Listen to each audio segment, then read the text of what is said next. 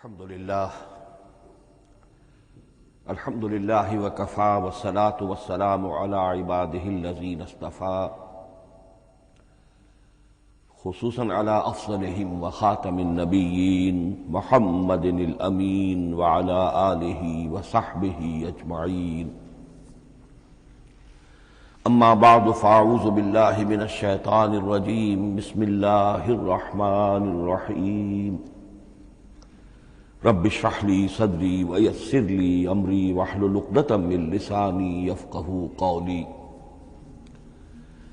اللهم ربنا انس وحشتنا في قبورنا وارحمنا بالقرآن العظيم اللهم اجعله لنا إماما ونورا وهدى ورحمة اللهم ذكرنا منه ما نسينا وعلمنا منه ما جهلنا وارزقنا تلاوته آناء الليل وآناء النهار واجعله لنا حجة يا رب العالمين آمین۔ کل دو نشستوں میں تعارف قرآن کے ضمن میں جن عنوانات پر گفتگو ہو چکی ہے ان میں سے ایک تشنا رہا قرآن حکیم کی ترتیب اور تقسیم۔ اس کی تدوین کے بارے میں گفتگو ہماری مکمل ہو چکی تھی کہ قرآن حکیم کی تدوین 3 مراحل میں مکمل ہوئی۔ اولاً خود حضور صلی اللہ علیہ وسلم نے اللہ تعالی ہی کے حکم سے قرآن مجید کو مرتب کر دیا اور اس مرتب شکل میں امت کو منتقل کیا۔ ترتیب معین ہو چکی تھی، لیکن وہ کتابی شکل میں ما بین الدفتین جمع نہیں ہوا۔ اس کے بعد دوسرا مرحلہ آیا حضرت ابوبکر صدیق رضی اللہ تعالی عنہ کے عہد خلافت کے دوران، جب بہت سے حفاظ شہید ہو گئے جنگ یمامہ میں، تو تشویش پیدا ہوئی کہ قرآن حکیم کو کتابی شکل کے اندر مرتب بھی کر لیا جائے، جمع کر لیا جائے۔ چنانچہ یہ کام حضرت ابوبکر صدیق کے عہد خلافت میں پورا ہو گیا، اور اس کے لیے مصحف کا نام حضرت عبداللہ ابن مسعود کی تجویز پر حضرت ابوبکر صدیق رضی اللہ تعالی عنہ نے طے کیا۔ لیکن اس کے چونکہ ابھی پڑھنے کے انداز میں لوگوں کو کافی آزادی دی گئی تھی کہ اپنے اپنے لہجے کے مطابق لوگ پڑھ سکتے ہیں، تو اس سے محسوس ہوا کہ اب اس کے لکھنے کے انداز میں بھی فرق آ رہا ہے، تو اس لیے ضرورت محسوس ہوئی کہ اس کا ایک اسکرپٹ، ایک رسم الخط جو متفق علیہ ہو، اجماعی ہو، وہ طے کر دیا جائے۔ چنانچہ یہ تیسرا مرحلہ حضرت عثمان رضی اللہ تعالی عنہ کے عہد خلافت میں طے پایا، اسی لیے اس کو اب مصحف عثمانی کہتے ہیں، اس لیے کہ وہ رسم الخط اب ہمیشہ ہمیش کے لیے طے ہے۔ اس کے آفیشل نسخے تیار کیے گئے، اور بڑے بڑے شہروں میں جو بھی اس وقت اس مسلمان ممالک تھے ایک ایک نسخہ بھیج دیا گیا، اور باقی نسخے جو ہیں وہ تلف کر دیے گئے۔ تو اس طریقے سے گویا کہ ربع صدی کے اندر اندر یہ تینوں مرحلے جو ہیں مکمل ہو گئے ہیں، اور جیسا کہ میں نے عرض کیا سب تسلیم کرتے ہیں کہ جو قرآن آج ہمارے پاس ہے وہ وہی ہے بعینہ جو محمد الرسول اللہ نے اپنی امت کو دیا تھا۔ البتہ جہاں تک قرآن کی ترتیب اور تقسیم کا تعلق ہے، بعض باتیں تو میں بیان کر چکا ہوں، ان کا صرف اجمالی اعادہ کروں گا۔ نمبر 1 یہ کہ قرآن کی جو بیسک یونٹ ہے، بنیادی اکائی، وہ آیت ہے۔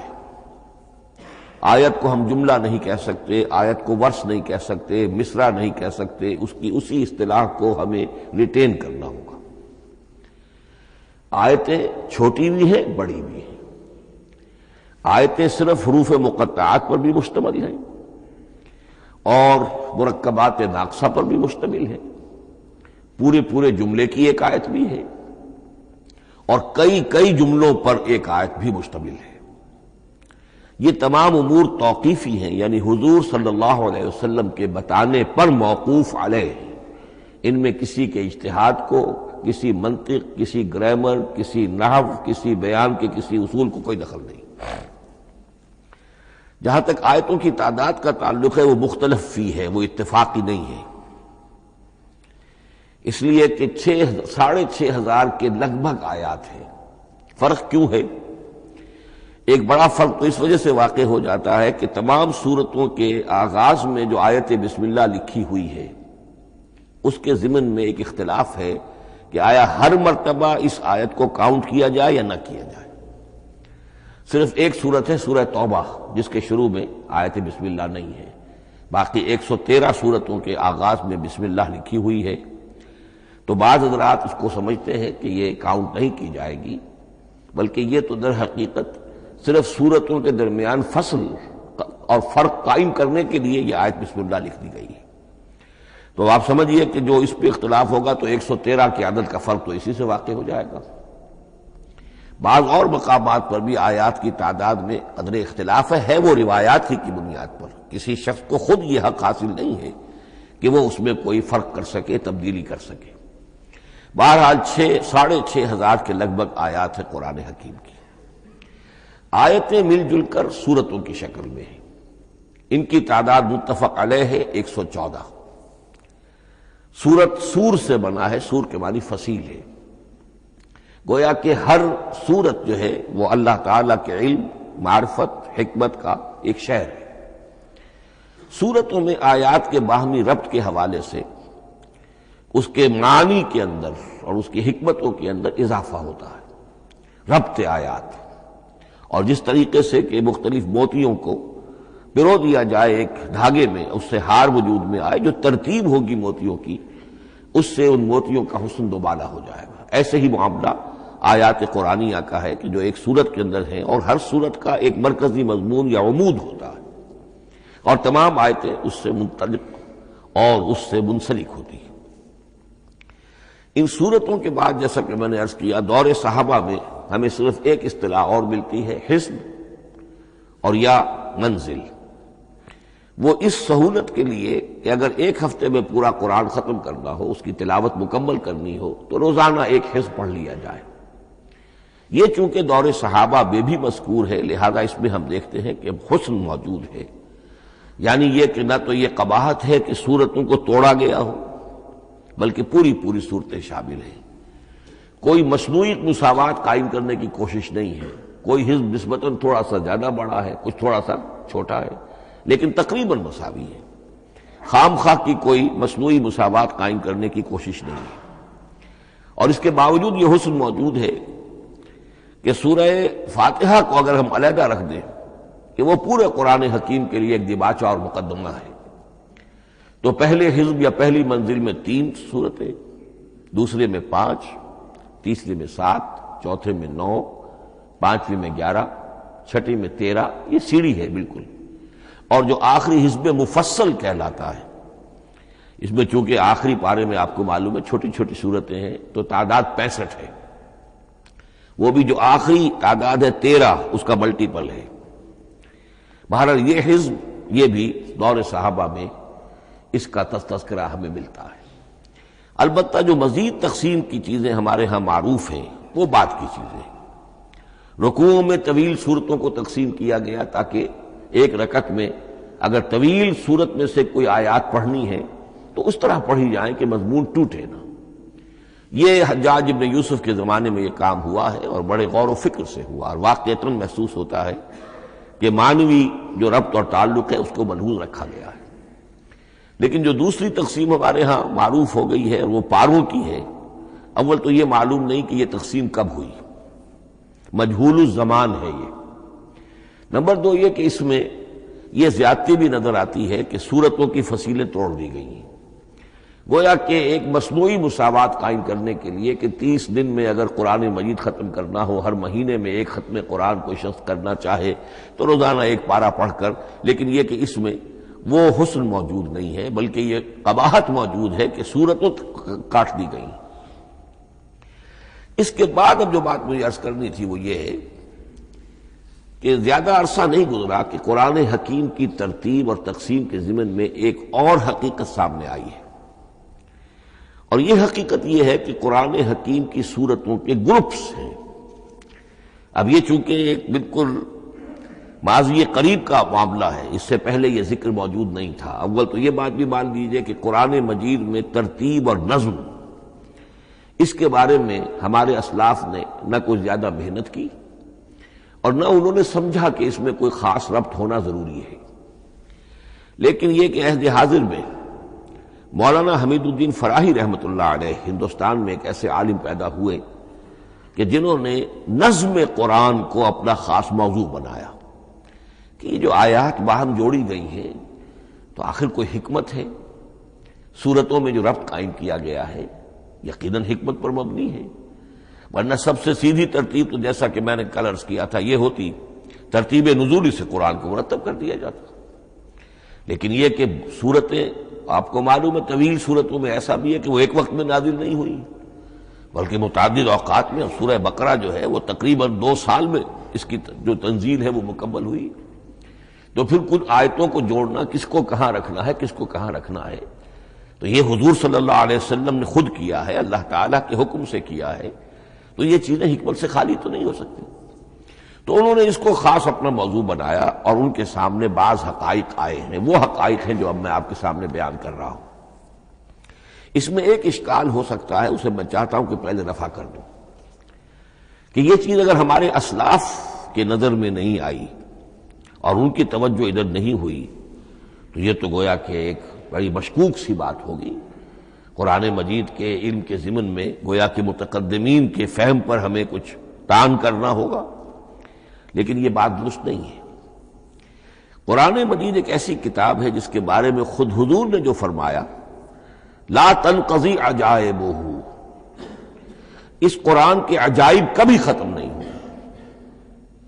ولا یخلق عن کثرت الرد، بار بار کے پڑھنے سے اس پر کوئی پرانا پن، کوئی بوسیدگی طاری نہیں ہوگی، ولا یشبع منہ العلماء، اور کبھی اہل علم اس سے سیری محسوس نہیں کریں گے۔ تو قرآن مجید لا تنقضی عجائبہ، جیسے جیسے دنیا آگے بڑھ رہی ہے، تمدن آگے بڑھ رہا ہے، علم انسانی جو ہے مادی فزیکل سائنسز کا علم آگے بڑھ رہا ہے، قرآنی حقائق اور مبرہن ہو رہے ہیں، اور واضح ہو رہے ہیں، اور نکھر رہے ہیں۔ بہت سی باتیں ہمارے اسلاف کے علم میں نہیں آ سکتی تھی، اس لیے کہ ابھی انسانی معلومات کا دائرہ بہت ہی محدود تھا۔ ذوالقرنین کون تھے؟ اب چونکہ تاریخ مفسرین کے علم میں نہیں تھی تو سکندر اعظم کو سمجھا گیا کہ ذوالقرنین ہے، حالانکہ سکندر کی شخصیت اور ذوالقرنین کی وہ شخصیت جو قرآن میں بیان ہوئی ہے دونوں میں کوئی مناسبت ہے ہی نہیں۔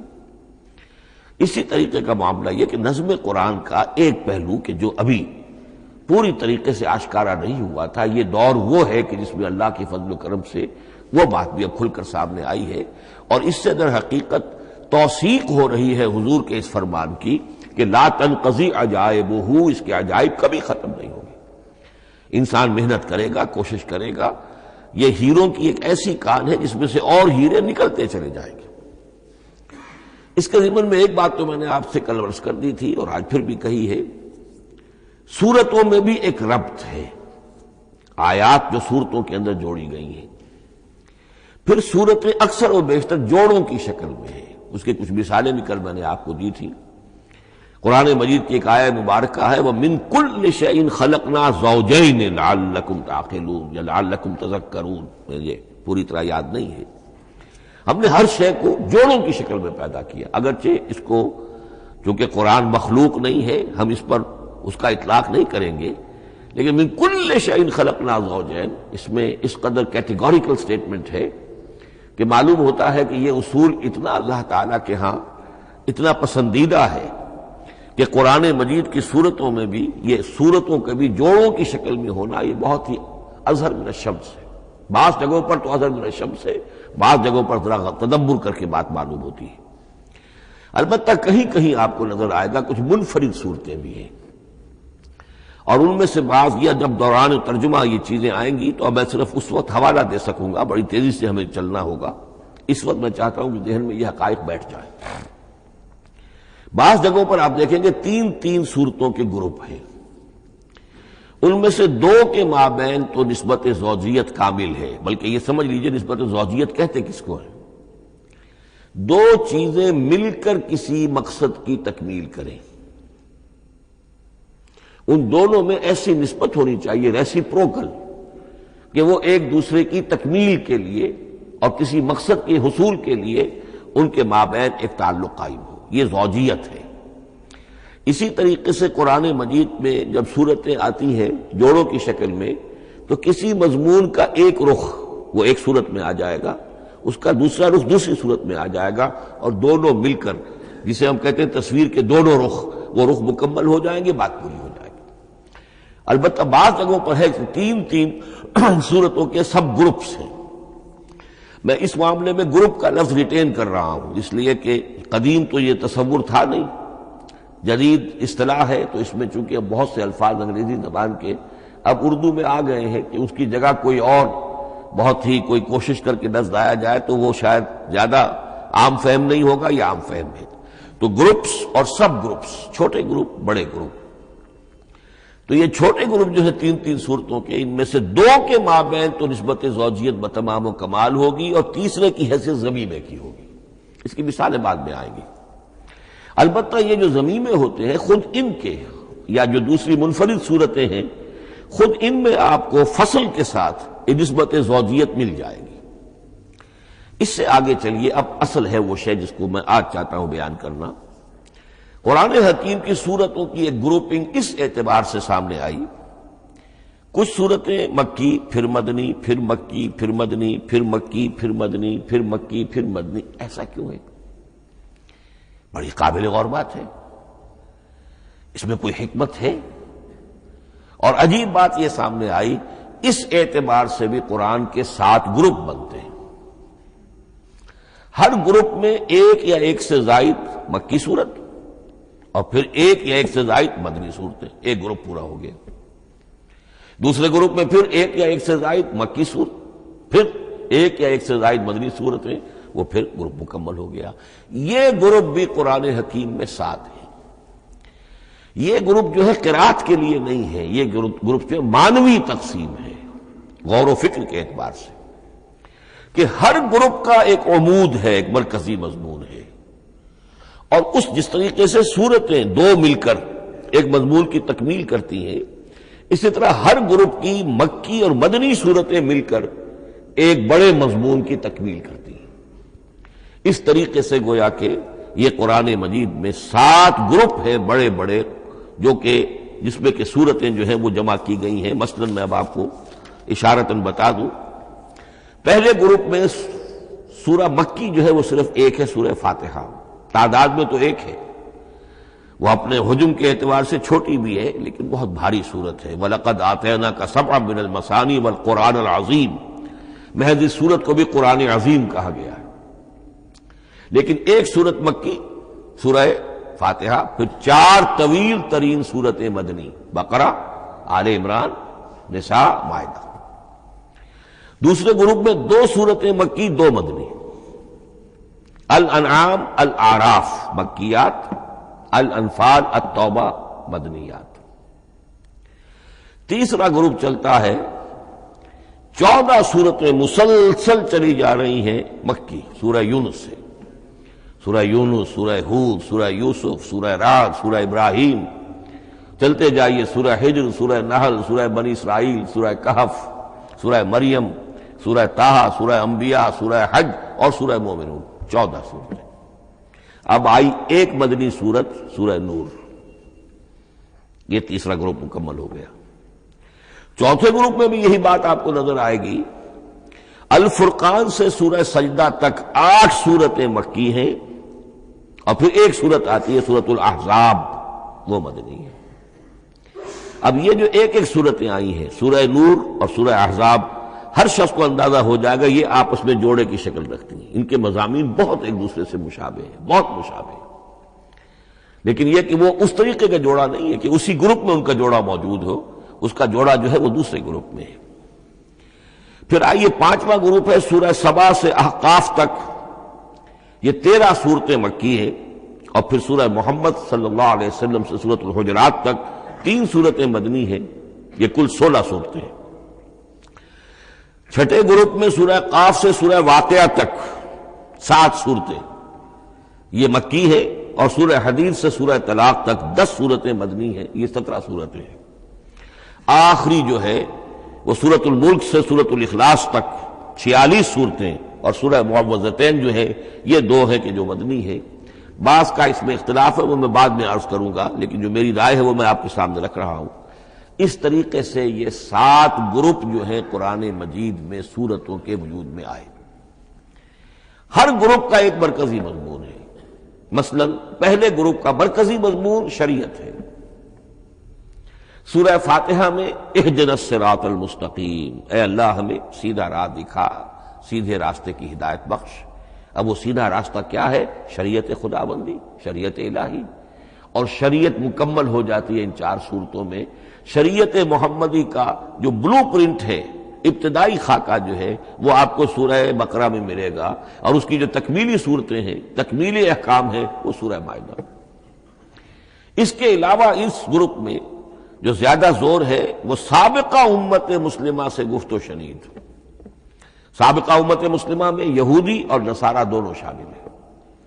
اب ان پر جرح بھی ہے، ان پر تنقید بھی ہے، ان کو ملامت بھی ہے، ان کو ان کی قرارداد جرم ان کے خلاف جو ہے وہ بھی دی گئی ہے، اور پھر یہ کہ ان کو معزول کر کے اور نئی امت کو اس مقام پر نصب کرنے کا اعلان ہے، اور ان کو بڑی زوردار دعوت ہے کہ اب محمد پر ایمان لاؤ اور قرآن پر ایمان لاؤ صلی اللہ علیہ وسلم۔ یہ پہلا گروپ ہے۔ اسی طریقے سے ہر گروپ کا، اب یہ ساتھ ساتھ جب ہم چلیں گے تو میں تفصیل کے ساتھ بیان کرتا جاؤں گا کہ اس گروپ کا یہ مرکزی مضمون ہے، اور اس طور سے یہ صورتیں آپس میں ایک دوسرے کے ساتھ مربوط ہیں۔ ان گروپوں میں آپ نے دیکھا ہوگا کہ پہلے اور آخری گروپ، ان کی ایک ریسیپروکل سی صورت ہے کہ پہلے گروپ میں مکی صورت صرف ایک چھوٹی سی، اور مدنی صورتیں 4-6 پارے سے زائد پر پھیلی، جبکہ آخری گروپ میں سارے دونوں پارے جو ہے سورہ ملک سے شروع ہو کر مکی صورتوں پر مشتمل ہے، آخر میں آ کر چھوٹی چھوٹی صورتیں وہ مدنیات ہیں۔ یہ ایک دوسرے کے بالکل ریسیپروکل ہیں، کانورس۔ لیکن دوسرا گروپ ادھر سے اور دوسرا ادھر سے، یعنی چھٹا، یہ بڑے متوازن ہیں۔ 2 صورتیں مکی، 2 مدنی، اور ادھر 7 صورتیں مکی اور 10 مدنی، لیکن 7 صورتیں جو ہیں وہ 3-3 رکوعوں کی ہیں، ان میں سے ایک 4 رکوع کی بھی ہے، اور اکثر و بیشتر وہ جو دوسری ہے وہ 2-2 رکوعوں کی ہے، تقریباً متوازن بنتی ہے۔ تو درمیان میں جو ہے ان میں جو مدنی صورتوں کا حصہ بہت کم ہے، اکثر و بیشتر جو ہے وہ مکی صورتیں ہیں۔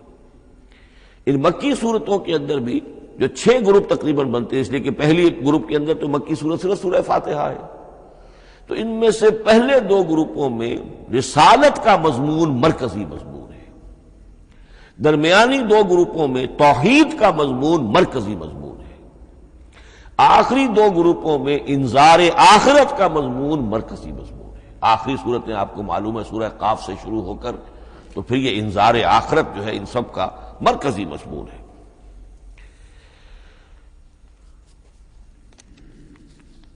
مدنی قرآن جو ہے یہ بھی آپ نوٹ کر لیجئے کہ کل قرآن کا 1/3 ہے تقریباً، اور اس 1/3 کا 2/3 پورا کا پورا پہلے گروپ میں آ گیا ہے، سورہ بقرہ، سورہ آل عمران، سورہ نساء، سورہ مائدہ۔ باقی تو پھر جا کے سورہ احزاب، سورہ نساء، پھر 3 چھوٹی صورتیں، پھر آخر میں 2 بہت چھوٹی چھوٹی صورتیں، سورہ انفال اور سورہ توبہ۔ لیکن یہ کہ یہ 2/3 جو ہے مدنی قرآن کا حجم بالکل پہلے ہی اس گروپ کے اندر آ گیا ہے۔ اس کی بھی حکمت ہے، کیوں مدنی صورتوں کو پہلے رکھا گیا؟ میرے علم میں نہیں ہے کہ اس موضوع پر کسی شخص نے گفتگو کی ہو سوائے محمد مارمڈیوک پکتھال کے۔ میرے علم کی حد تک ہو سکتا ہے کہ کسی اور مفسر نے، کسی محقق نے کوئی بات کہی ہو اس سے بھی زیادہ وزنی کہی ہو، لیکن میرے علم کی حد تک مارمڈیوک پکتھال نے اپنے ترجمہ کیا ہے انگریزی میں، اس کے دیباچے میں اس موضوع پر گفتگو کی ہے، بہت ہی عمدہ بات کہی ہے۔ انہوں نے کہا کہ جب یہ قرآن نازل ہو رہا تھا تو اصل اہمیت ایمان کی تھی، پہلے لوگ ایمان لائیں، اور پھر جو ایمان لائے ان کو پھر احکام دیے گئے کہ یہ کرو اور یہ نہ کرو، یہ حلال ہے، یہ حرام ہے، یہ فرض ہے، وغیرہ وغیرہ۔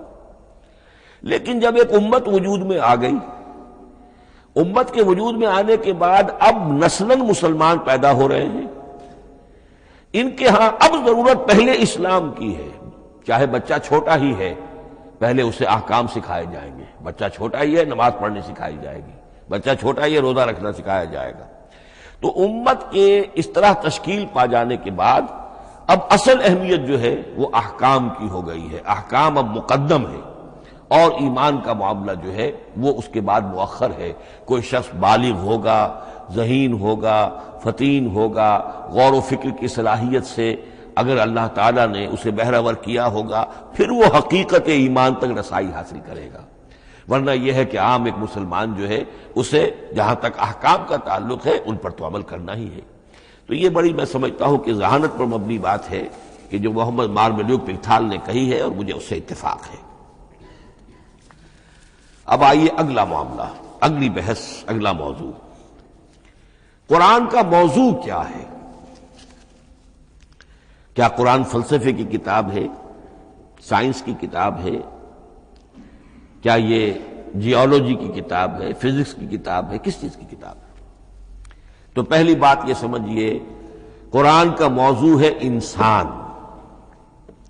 لیکن انسان کی اناٹمی نہیں، انسان کی فزیولوجی نہیں، انسان کی اینتھروپولوجی نہیں، کچھ نہیں، انسان کی ہدایت. یہ ہدایت کا لفظ بنیادی ہے قرآن مجید کے لیے. چنانچہ دیکھیے ذرا نوٹ کر لیجیے، سورہ بقرہ کے شروع ہی میں ہدی للمتقین، پھر اس کے وسط میں ہدی للناس. سورہ یونس میں فرمایا ہدی ورحمۃ للمؤمنین. سورہ لقمان میں فرمایا ہدی ورحمۃ للمحسنین. سورۃ البقرہ اور النحل میں فرمایا، نمل میں ہدی وبشریٰ للمؤمنین. آل عمران میں وموعظۃ للمتقین، ہدی وموعظۃ للمتقین. پھر 3 مرتبہ الہدی هو الذی ارسل رسولہ بالہدی ودین الحق لیظہرہ علی الدین کلہ. الہدی، ہدن نکرہ ہے، الہدی معرفہ ہو گیا، یعنی ہدایت کاملہ، ہدایت تامہ، ہدایت ابدی. اسی طرح سورۃ النجم میں فرمایا وَلَقَدْ جَاءَهُم مِّن رَّبِّهِمُ الْهُدَىٰ. سورۃ الجن میں وَإِنَّا لَمَّا سَمِعْنَا الْهُدَىٰ آمَنَّا بِهِ. سورہ بنی اسرائیل میں وَمَا مَنَعَ النَّاسَ أَن يُؤْمِنُوا إِذْ جَاءَهُمُ الْهُدَىٰ. سورہ بنی اسرائیل میں بھی یہ الفاظ آئے، سورہ کہف میں بھی آئے. تو قرآن کا موضوع ہے ہدایت، اور اس کو اب ذہن میں رکھیے کہ انسان کے علم کے 2 گوشے ہیں. علم انسانی 2 حصوں میں منقسم ہے.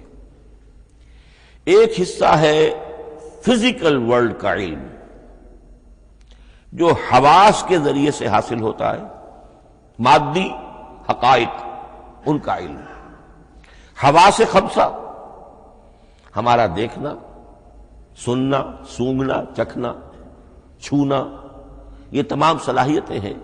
ان سے کچھ معلومات حاصل ہوتی ہیں اور عقل کا یہ کمپیوٹر ان کو پروسیس کرتا ہے، اس سے نتائج نکالتا ہے، نتائج نکال کے سٹور کر لیتا ہے.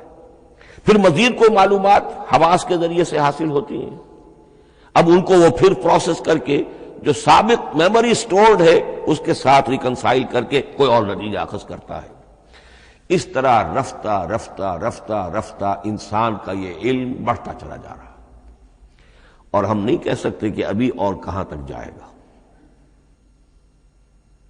آج سے چند 100 سال پہلے بھی انسان تصور نہیں کر سکتا تھا کہ انسانی علم وہاں پہنچ جائے گا جہاں آج پہنچ چکا ہے. اس علم کا وحی سے کوئی تعلق نہیں، اس علم کا تعلق ہے اس میں علم اسماء سے جو حضرت آدم میں ودیت کر دیے گئے تھے بالکل شروع میں. سورہ بقرہ کا 4تھا رکوع جو ہے اس کے شروع میں ذکر ہے وَعَلَّمَ آدَمَ الْأَسْمَاءَ كُلَّهَا. اللہ نے آدم کو تمام نام سکھا دیے. اور اس کے آخر میں ذکر ہے جب آدم کو اور حوا کو حکم دیا گیا کہ اب زمین میں جا کر اور وہاں کا چارج سنبھالو، تو فرمایا وَإِمَّا يَأْتِيَنَّكُم مِّنِّي هُدًى فَمَن تَبِعَ هُدَايَ فَلَا خَوْفٌ عَلَيْهِمْ وَلَا هُمْ يَحْزَنُونَ. وہ علم ہدایت ہے. یہ 2 چیزیں بالکل علیحدہ ہیں.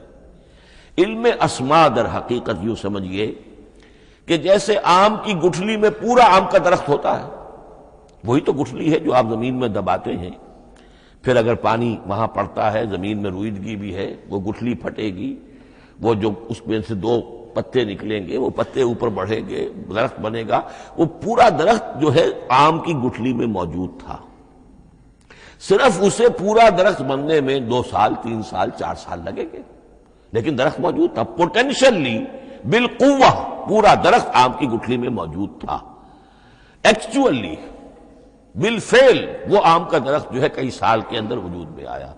بعین ہی یہ معاملہ ہے، کل مادی حقائق کا کل علم حضرت آدم علیہ السلام کے وجود میں ودیعت کر دیا گیا پوٹینشلی۔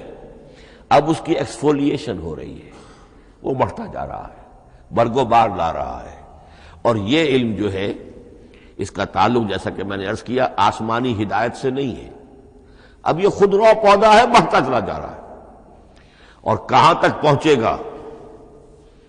علامہ اقبال نے صحیح تعبیر کی ہے، عروج آدم خاکی سے انجم سہمے جاتے ہیں کہ یہ ٹوٹا ہوا تارا مہ کامل نہ بن جائے۔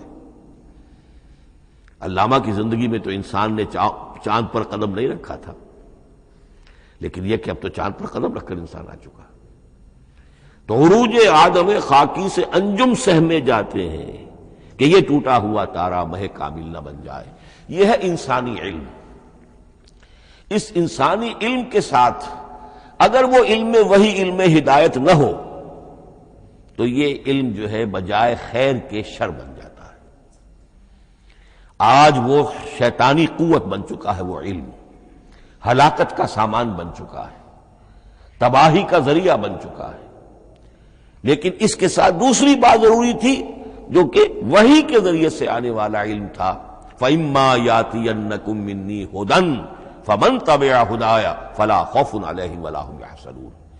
یہ علم الہدایت جو ہے یہ در حقیقت قرآن حکیم میں آ کر مکمل ہو گیا ہے۔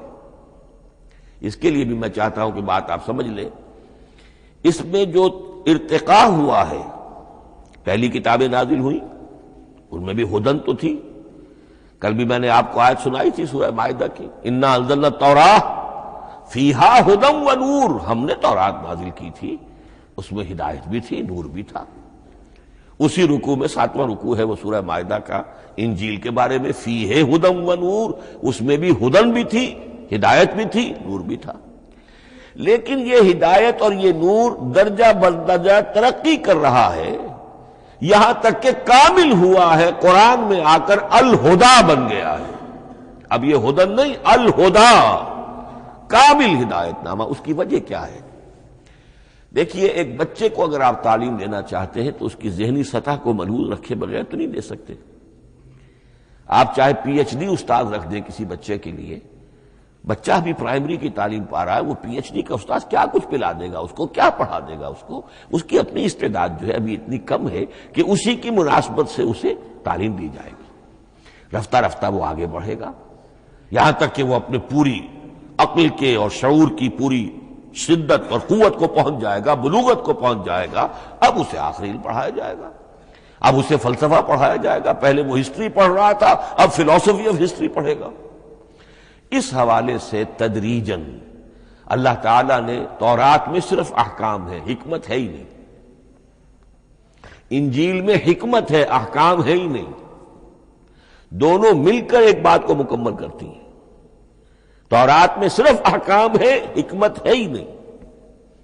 جیسے کہ میں نے عرض کیا تھا، بچے کو آپ بتا دیتے ہیں بھئی روزہ ٹوٹ جاتا ہے اس طریقے سے، روزے کا مطلب یہ ہے اب دن بھر کھانا کچھ نہیں ہے، چاہے بچہ ابھی 6 سال کا ہے، 7 سال کا ہے، 8 سال کا ہے، آپ بتا رہے ہیں احکام تو دے دیے جائیں، یہ کرو یہ نہ کرو، یہ ڈوز ہیں یہ ڈونٹس ہیں، تو احکام عشرہ، دی 10 کمانڈمنٹس، احکام دیے گئے، حکمت نہیں۔ ابھی حکمت کا تحمل ان کے لیے ممکن نہیں تھا، ابھی وہ عہد طفولیت ہے نوع انسانی کا۔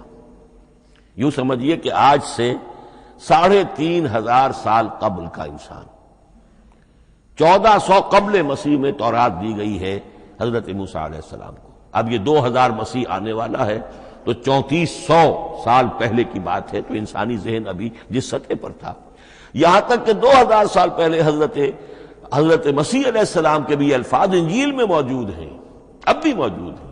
اپنے حوارین سے آپ نے فرمایا تھا ابھی مجھے تم سے اور بھی بہت سی باتیں کہنی تھیں مگر ابھی تم ان کا تحمل نہیں کر سکو گے، جب وہ فارقلیت آئے گا تو تمہیں سب کچھ بتائے گا۔ یہ پیشین گوئی تھی محمد الرسول اللہ صلی اللہ علیہ وسلم۔ ابھی تم تحمل نہیں کر سکتے، ابھی 600 برس اور چاہیے تمہاری ذہنی بلوغت کے لیے۔ تو الہدا مکمل ہوا ہے قرآن حکیم میں آ کر۔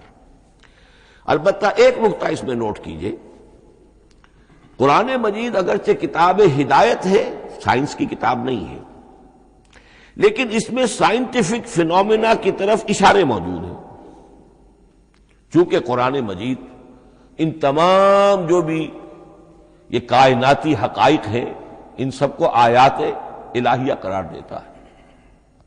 ان فی خلق السماوات والارض واختلاف اللیل والنہار والفلک التی تجری فی البحر بما ينفع الناس وما انزل اللہ من السماء من ماء فاحیا به الارض بعد موتها وبث فیہا من کل دابۃ وتصریف الریاح والسحاب المسخر بین السماء والارض لآیات لقوم یعقلون۔ یہ سب نشانیاں ہیں اللہ کی قدرت، اللہ کی عظمت، اللہ کے علم کامل، اللہ کی حکمت بالغہ، سب نشانیاں۔ تو یہ جو فزیکل فینومینا ہے ان کی طرف قرآن ریفر کرتا ہے۔ بعض حقائق وہ ہے کہ جن کا تعلق اسٹرانومی سے ہے، کل فی فلک یسبحون، یہ تمام اجرام سماویہ جو ہیں یہ اپنے اپنے مدار میں تیر رہے ہیں۔ معلوم ہوا ہر شے حرکت میں ہے۔ انسان پر تو ایک دور ایسا گزرا ہے وہ یہ سمجھتا تھا زمین ساکن ہے اور سورج حرکت کر رہا ہے، پھر ایک دور آیا کہا نہیں سورج ساکن ہے، زمین حرکت کرتی ہے، اس کے گرد چکر لگاتی ہے، اور آج ہمیں معلوم ہوا ہر شے حرکت میں ہے، ہر شے۔ سورج کا بھی اپنا ایک مدار ہے، اس میں وہ حرکت کر رہا ہے اپنے پورے کنبے کو لے کر۔ یہ پورا سولر سسٹم اس کا کنبہ ہے، اس پورے کنبے کو لے کر وہ بھی ایک مدار میں حرکت کر رہا ہے۔ تو معلوم کل فی فلک یسبحون۔ اب یہ کل کا لفظ جس طرح منقع ہو کر، جس طرح مبرہن ہو کر، جس شان کے ساتھ آج وہ عویدہ ہوا ہے، واضح ہوا ہے، آج سے پہلے انسان کو معلوم نہیں تھا۔ تو یہ جو فزیکل فینومینا ہے جن کی طرف قرآن مجید ریفر کرتا ہے، یہ اگرچہ قرآن کا اصل موضوع نہیں ہے، لیکن ایک بات جان لیجئے کہ قرآن مجید میں ان فزیکل فینومینا کے بارے میں جو بات کہی گئی ہے وہ غلط نہیں ہو سکتی، اور یہ وہ حقیقت ہے کہ جو اس دور میں آ کر اتنی واضح ہوئی ہے۔ آپ نے نام سنا ہوگا ڈاکٹر مورس مکائی کا۔ یہ فرانسیسی سرجن تھے، انہوں نے مطالعہ کیا، کمپیریٹو اسٹڈی کی قرآن بائبل دونوں کی، بائبل سے مراد اولڈ ٹیسٹمنٹ نیو ٹیسٹمنٹ دونوں، اور وہ اس نتیجے پر پہنچا کہ پورے قرآن میں کوئی ایک لفظ ایسا نہیں ہے جسے ہماری ساری سائنسی انکشافات میں سے کسی نے غلط ثابت کیا، جبکہ تورات میں بے شمار چیزیں ایسی ہیں کہ سائنس انہیں غلط ثابت کر چکی ہے۔ The science, the Quran and the Bible. اب یہ بات بڑی اہم ہے، اس کو بڑی خوبصورت انداز میں ڈاکٹر رفیع الدین مرحوم نے کہا ہے کہ یہ کائنات اللہ کا فعل ہے، عمل ہے، اس کی تخلیق ہے، اس کی تدبیر ہے، اور قرآن اللہ کا قول ہے۔ قول و عمل میں تضاد ممکن نہیں، عام انسان کے قول و عمل میں تضاد ممکن نہیں، اللہ کے قول و فعل میں اور قول و عمل میں تضاد ہو سکتا ہے۔ ہاں یہ ہو سکتا ہے کہ ایک دور میں انسانوں نے بات سمجھی نہ ہو، ان کا ذہن وہاں تک پہنچا نہ ہو، ان کی معلومات کا دائرہ ابھی اس حد تک ہو کہ ان حقائق تک نہ پہنچا ہو، لیکن جیسے جیسے وقت آئے گا مزید حقائق منکشف ہوں گے اور یہ بات اور زیادہ سے زیادہ واضح سے واضح تر ہوتی چلی جائے گی کہ جو کچھ قرآن میں لکھا ہے وہی برحق ہے۔ ہاں آج سے پہلے انسانی ذہن اس حد تک رسائی حاصل کرنے کا اہل نہیں تھا، اور یہ ہے در حقیقت آیت قرآن حکیم کی۔ یہ سورہ حامیم السجدہ کی لاسٹ بٹ 1 آیت ہے، سنریہم آیاتنا فی الآفاق وفی انفسہم حتی یتبین لہم انہ الحق۔ ہم انہیں دکھاتے چلے جائیں گے اپنی نشانیاں آفاق میں بھی انفس میں بھی. سنریہم آیاتنا فی الآفاق وفی انفسہم حتی یتبین لہم، یہاں تک کہ یہ بات پوری طرح نکھر کر مبرہن ہو کر ان کے سامنے واضح ہو جائے گی انہ الحق، کہ قرآن حق ہے. اور اسی کی حقیقت جو ہے جیسا کہ میں نے عرض کیا، ایک تو مورس بکائی کو ذہن میں رکھیے، اور ایک اور شخص کینیڈا میں ایک بہت بڑا ڈاکٹر ہے کہ جو امبریولوجسٹ ہے، اور اس کی جو ٹیکسٹ بکس ہے جو امبریولوجی پر، علم جنین یعنی رحم مادر میں جو بچے کی پرورش ہوتی ہے، کیسی ہوتی ہے، کن کن سٹیجز سے گزر کر ہوتی ہے، یہ علم جنین یا امبریولوجی. تو سٹینڈرڈ ٹیکسٹ بک ہے دنیا میں اس کی، ڈاکٹر کیتھل مور کی.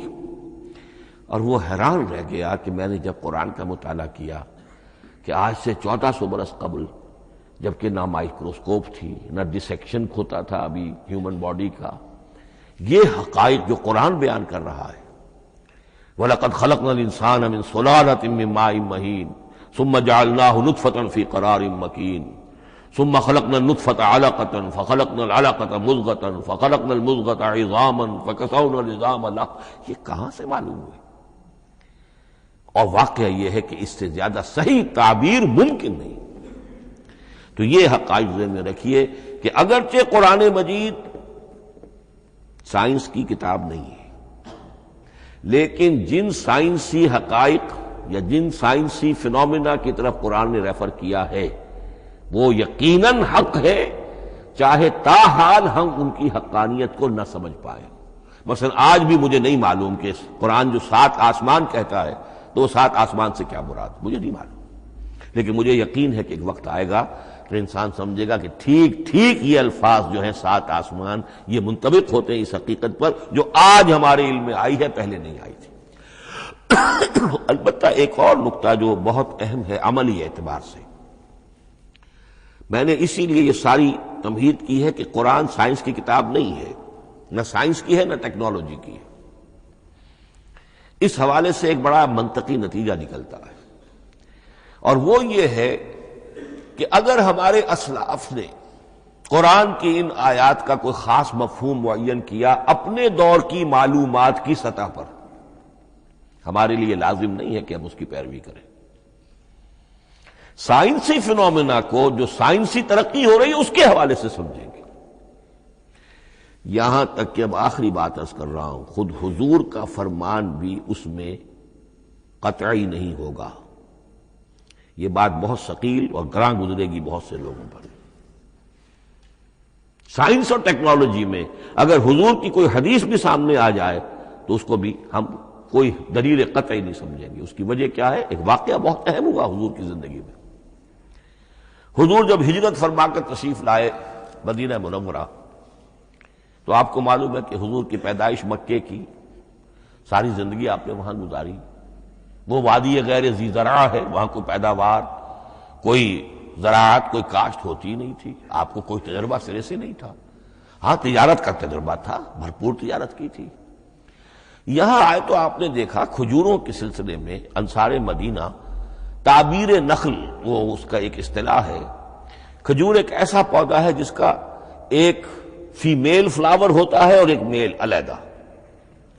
اب میل فلاور اور فیمیل فلاور ان دونوں کو قریب لے آئیں تو اس سے اس بات کا زیادہ امکان ہو جاتا ہے فرٹیلائزیشن ہو اور پھل بنے اور زیادہ آپ کو پھل حاصل ہو، فصل زیادہ ہو. اگر وہ فاصلے پر رہیں گے تو ہو سکتا ہے کہ اس کا امکان کم ہو، تو وہ ان کو قریب جوڑ دیتے تھے. حضور نے دیکھا تو آپ نے فرمایا کہ آپ لوگ ایسا نہ کریں تو کیا ہے، یعنی نیچر جو ہے، nature can take care of it self. آخر فطرت ہے، فطرت نے یہ ساری چیزیں بنائی ہے، آپ ایسا نہ کریں تو کیا ہے. صرف یہ کہا آپ نے روکا نہیں. لیکن ظاہر بات ہے صحابہ کرام کے لیے رضوان اللہ تعالی علیہ مجمعین حضور کا اتنا کہنا بھی گویا کہ حکم کے درجے میں تھا. انہوں نے اس سال وہ کام نہیں کیا، فصل کم ہو گئی. اب وہ ڈرتے ڈرتے جھجکتے جھجکتے حضور کی خدمت میں آئے. حضور آپ نے فرمایا تھا، ہم نے وہ نہیں کیا، تعبیر نخل اس سال نہیں کی ہم نے، فصل کم ہوئی ہے. آپ نے فرمایا انتم اعلم بامور دنیاکم. اس کا ایک ایک لفظ یاد کر لیجئے. انتم اعلم بامور دنیاکم، اپنے یہ دنیاوی اور مادی معاملات میں تم زیادہ تجربے کار ہو، تم زیادہ حقائق سے واقف ہو۔ میں عالموں کا لفظی ترجمہ یہاں کرنا جو ہے اس کی جرت مجھے نہیں ہو رہی، تم زیادہ واقف ہو ان چیزوں سے، میں یہ چیزیں سکھانے نہیں آیا۔ آپ ٹیکنالوجی پڑھانے نہیں آئے تھے، آپ طب سکھانے نہیں آئے تھے، آپ کوئی اور سائنس پڑھانے نہیں آئے تھے، ورنہ تو ہم شکوہ کرتے کہ آپ نے ہمیں ایٹم بم بنانا کیوں نہیں سکھا دیا پہلے ہی۔ نہیں، یہ موضوع ہی نہیں ہے۔ قرآن کا موضوع معین ہونا چاہیے۔ قرآن کا موضوع انسان کی ہدایت، اس ہدایت کے لیے جس قدر اس کو ضرورت ہے علم کی کہ وہ جو یہ فزیکل فینومینا ہیں ان کے حوالے سے بھی ہدایت حاصل کرے، اس حد تک ان کا تذکرہ ہے۔ لیکن یہ یقین اور ایمان ہونا چاہیے کہ قرآن مجید کے الفاظ میں جو شے مضمر ہے وہ کبھی غلط ثابت نہیں ہوگی۔ یہ ہو سکتا ہے کہ قرآن کی کسی آیت کا کوئی مفہوم ہمارے اسلاف نے 1000 برس پہلے یا 600 برس پہلے سمجھا ہو اور وہ مفہوم غلط ثابت ہو جائے، وہ ایک علیحدہ بات ہوگی، لیکن قرآن مجید کا ٹیکسٹ جو ہے اس کے اندر کہیں ایسی بات نہیں آ سکتی۔ اب آئیے فہم قرآن کے اصول۔ ظاہر بات ہے کہ اس موضوع پر اصول تفسیر پر کوئی مجھے تفصیلی اس وقت گفتگو کرنے کا موقع تو نہیں ہے، البتہ یہ کہ 7 گنتی کر کے چیزیں نوٹ کر لیجئے کہ جس سے قرآن مجید کے فہم میں سہولت حاصل ہوگی۔ پہلی بات وہ جو کسی درجے میں پہلے بھی سامنے آ چکی ہے، قرآن کا اسلوب استدلال منطقی نہیں ہے، فطری ہے۔ ایک ہوتا ہے منطق کی گتھیوں سے اور منطق کے اصولوں سے اور منطق کی دلیلوں سے بات ثابت کی، یہ نہیں۔ قرآن فطرت انسانی کے مطابق بات کرتا ہے۔ ایک ان پڑھ شخص بھی قرآن کو اپنے سے دور یا اپنے آپ کو قرآن سے دور نہیں سمجھے گا اگر ذرا سا وہ قرآن کو سمجھ سکتا بس۔ لیکن یہ ہے کہ قرآن مجید کا جو اسلوب ہے وہ ایک تو یہ کہ منطقی نہیں، فطری ہے، یا اس میں اگر ایک لفظ کا اضافہ کیا جائے خطابی ہے۔ خطابی کیا ہوتا ہے؟ جو میں کل عرض کر چکا ہوں، خطبے کی ایک شان ہوتی ہے، وہ دلیل کے ساتھ ساتھ جذبات سے بھی اپیل کرتا ہے، اور اس میں آپ کو ایک اپنے باطن میں جھانکنے کی دعوت دی جاتی ہے۔ تم ذرا اپنے باطن میں جھانک کر دیکھو۔ بعض آیات ایسی ہیں، بڑی پیاری آیات ہیں، افی اللہ شک فاطر السماوات والارض، بس کیا اللہ کی ہستی میں بھی کوئی شک ہو سکتا ہے جو آسمان اور زمین کا پیدا کرنے والا ہے؟ غور کرو، سوچو۔ یہ صرف آپ کے دروں بینی، آپ کو اپنے اندر جھانکنے کی دعوت ہے۔ اسی طرح اَإِنَّكُمْ لَتَشْهَدُونَ أَنَّ مَعَ اللَّهِ آلِهَةً أُخْرَىٰ، کیا واقعتاً تم اس کی گواہی دیتے ہو کہ اللہ کے ساتھ کوئی اور بھی الہ ہے؟ یہ گویا کہ کسی کے آنکھوں میں آنکھیں ڈال کر پیئرسنگ آئیز کے ساتھ کسی سے سوال کرنا، کیا واقعی؟ اور اس مندر حقیقت کون سی ہے پس منظر میں؟ یہ بنائے ہوئے ڈھکوسلے ہیں، ان پر خود تمہارا دل مطمئن نہیں ہے۔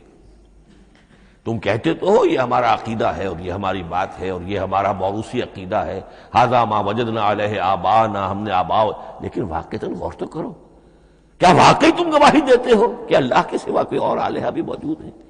اس کو آپ کہیں گے خطابی انداز۔ نمبر 2، قرآن حکیم میں 2 طرح کی آیات ہیں، محکمات اور متشابہات۔ یہ سورہ آل عمران کے شروع میں یہ بہت اہم مضمون جو ہے وہ آ گیا ہے۔ هو الذی انزل علیک الکتاب منہ آیات محکمات ہن ام الکتاب واخر متشابہات، آل عمران آیت نمبر 7۔ اب یہ جو متشابہات ہیں یہ کون سی ہیں اور محکمات ہیں وہ کون سی ہیں، اس کو ذہن میں رکھیے۔ نمبر 1، محکم قطعی، تمام جتنی بھی آیات احکام ہیں وہ محکم ہیں، یہ کرو یہ نہ کرو، یہ جائز یہ حرام، آیات احکام محکم، اسی ایک مادے سے لفظ بنا ہے، یہ محکم بھی اور احکام حکم۔ البتہ عالم غیب کی ساری خبریں متشابہات میں سے، عالم غیب ہو، عالم ارواح ہو، عالم برزخ ہو، عالم آخرت ہو، ان کے تمام حقائق یہ متشابہات میں سے، ان کو ہم حقیقتاً سمجھ نہیں سکتے، ہمارا تجربہ ہی نہیں، ہمارا کوئی مشاہدہ ہی نہیں۔ جیسا کہ ایک حدیث میں آیا ہے، جنت کی جو بھی نعمتیں ہیں، ایک تو وہ نعمتیں جن کا ذکر قرآن میں ہے اور ان الفاظ میں ہے جن سے ہم واقف ہیں۔ اب ان میں تو یہ ہے کہ حور و قصور اور پھل اور یہ اور دودھ اور شہد اور وغیرہ وغیرہ وغیرہ، وہ چیزیں ہم جانتے ہیں، تو وہ بھی حق ہے، ایسے ہی ہوں گی، اتوب ہی متشابہہ، لیکن یہ صرف نزل ہے، یہ تو ابتدائی مہمان نوازی ہے۔ نزل من غفور الرحیم، جو اصل ضیافت ہونی ہے اہل جنت کی، اس کے بارے میں فرمایا وہ نعمتیں دینے ملیں گی، ما لا عین رات ولا اذن سمعت وما خطر علی قلب بشر، جو نہ کسی آنکھ نے کبھی دیکھی، نہ کسی کان نے کبھی سنی، نہ کسی انسان کے دل پر ان کا خیال تک وارد ہو، انہیں ہم کیا سمجھیں گے؟ تو عالم برزخ، عالم آخرہ، عالم غیب، عالم ارواح، ان کی تمام چیزوں کو ہم آیات متشابہات میں سے سمجھیں گے۔ البتہ یہ جو سائنٹیفک فینومینا والی باتیں ہیں مادی علوم کی، ان میں یہ ہے کہ متشابہ اور محکم ہونے کا معاملہ بدلتا چلا جا رہا ہے۔ جب تک وہ ہمارا سائنسی علم وہاں تک نہیں پہنچا تھا، وہ آیت ابھی متشابہ تھی، سمجھ میں نہیں آ رہی تھی، لیکن اب جب کہ وہ بات وہاں پہنچ گئی اور کھل گئی بات، اب معلوم ہوا کل فی فلک یسبحون، اب یہ آیت محکمات میں آ گئی، اب یہ وہ بات نہیں رہی کہ جس کا صحیح مفہوم سمجھنا ہمارے لیے مشکل ہو۔ تیسری بات، تفسیر اور تعویل میں کیا فرق ہے؟ تفسیر کا عام طور پر لفظ استعمال ہوتا ہے لفظی طور پر، الفاظ کی بحث، نحوی بحث، قواعد گرامر جو ہے ان کے حوالے سے جو بحث کی جائے گی وہ تفسیر ہے، اور اس کی اصل حقیقت اور مدلول کو سمجھنے کی جو کوشش کی جائے گی وہ تعویل ہے۔ تو یہ دو الفاظ جو ہیں یہ مختلف ہوں گے، تفسیر اور تعویل۔ نمبر 4، تعویل عام اور تعویل خاص، یہ بہت اہم موضوع ہے۔ دیکھیے قرآن مجید نازل ہوا ایک خاص ٹائم اینڈ سپیس پس منظر میں، آج سے 1400 برس قبل 610 عیسوی سے لے کر 632 عیسوی تک نازل ہوا، حجاز میں نازل ہوا۔ اس کی ایک اولین مخاطب قوم تھی، وہ ان پڑھ قوم تھی، امی قوم تھی، پڑھے لکھے شاذ الشاذ کالمعدوم کے درجے میں تھے، وہاں فلسفے کا سوال نہیں، کوئی منطق کی بات نہیں، کچھ بھی نہیں، اور اولین مخاطب وہی ہیں، اور جو بھی حالات ہیں اس وقت کے ان کے حوالے سے بات کی جا رہی ہے۔ اب قرآن مجید کی ہر آیت پر اولاً غور ہوگا اس اعتبار سے، جب یہ نازل ہوئی ہے تو اس کا اس وقت کیا مفہوم سمجھا گیا، اس خاص کانٹیکسٹ میں، ٹائم اینڈ سپیس کانٹیکسٹ میں کیا مفہوم سمجھا گیا، یہ ہے تعویل خاص۔ لیکن اب دوسری طرف دیکھیے، یہی کتاب ہدایت ہے ابد الآباد تک کے لیے، اسی کتاب کو 20ویں صدی عیسوی کے انسان کے لیے بھی ہدایت نامہ بننا ہے۔ اگر دنیا طویل ہے اور 500 برس تک ہے تو 25ویں صدی عیسوی کے انسان کے لیے بھی ہدایت نامہ یہی کتاب بننی ہے۔ یہ عرب کے امیین کے لیے ہدایت نامہ تھی تو ایران کے فلسفیوں کے لیے بھی تو ہدایت نامہ تھی۔ لہذا ان الفاظ کے اندر یہ قرآن کے اعجاز کا وہ پہلو ہے جو بہت نمایاں ہے کہ ان الفاظ کے اندر کہ جو ایک خاص کانٹیکسٹ میں نازل ہوئے اور اس وقت ان کا ایک معین مفہوم سمجھا گیا، انہی میں وہ عموم بھی موجود ہے کہ اسی سے ہمیشہ کے لیے ہدایت اخذ کی جا سکتی ہے۔ اس کو ہم کہیں گے تعویل عام، اس کانٹیکسٹ سے ذرا نکال کر اب اس آیت کے الفاظ، اس کا در و بست، اس کا ما سبق، اس کے بعد ما بعد، سیاق و سباق، اس کے حوالے سے بیٹھ کر بات کی جائے۔ تعویل خاص میں شان نزول پیش نظر رہے گا، تعویل عام میں اس آیت کے الفاظ، ان کا در و بست اور آیت کا سیاق و سباق یہ زیادہ زیر بحث رہے گا، تو معلوم ہوا کہ یہ دونوں چیزیں اپنی اپنی جگہ اہم ہیں۔ نہ تو انسان صرف تعویل خاص تک اپنے آپ کو محدود کر لے، اگر وہ کرے گا تو گویا کہ وہ صرف اس دور کا قرآن پڑھ رہا ہے، آج کا قرآن وہ نہیں پڑھ رہا۔ قرآن کے اندر تو واقعتاً یہ شان ہے کہ میں جس کے لیے الفاظ یہ استعمال کیا کرتا ہوں کہ ہر دور کے افق پر ایک خورشید تازہ کے مانند طلوع ہوگی یہ کتاب۔ معلوم ہوگا آج کا قرآن ہے، یہ ہمیں آج ملا ہے قرآن، اور گویا کہ آج جو ہمیں مسائل درپیش ہے ان کا حل ہے جو یہ قرآن پیش کر رہا ہے۔ یہ اس کا اعجاز ہے، یہ اس کا کمال ہے۔ اس اعتبار سے نوٹ کیجئے تعویل خاص اور تعویل عام، یہ الفاظ چونکہ بار بار دورہ ترجمہ آئیں گے تو اس لیے میں نے ان اصطلاحات سے چاہا کہ آپ واقف ہو جائیں۔ ایک اور اس میں بات سمجھنے کی ہے تذکر اور تدبر۔ قرآن سے بنیادی ہدایت حاصل کر لینا، اس کے لیے قرآن انتہائی آسان ہے۔ وَلَقَدْ يَسَّرْنَا الْقُرْآنَ لِلذِّكْرِ فَهَلْ مِن مُدَّكِرٍ۔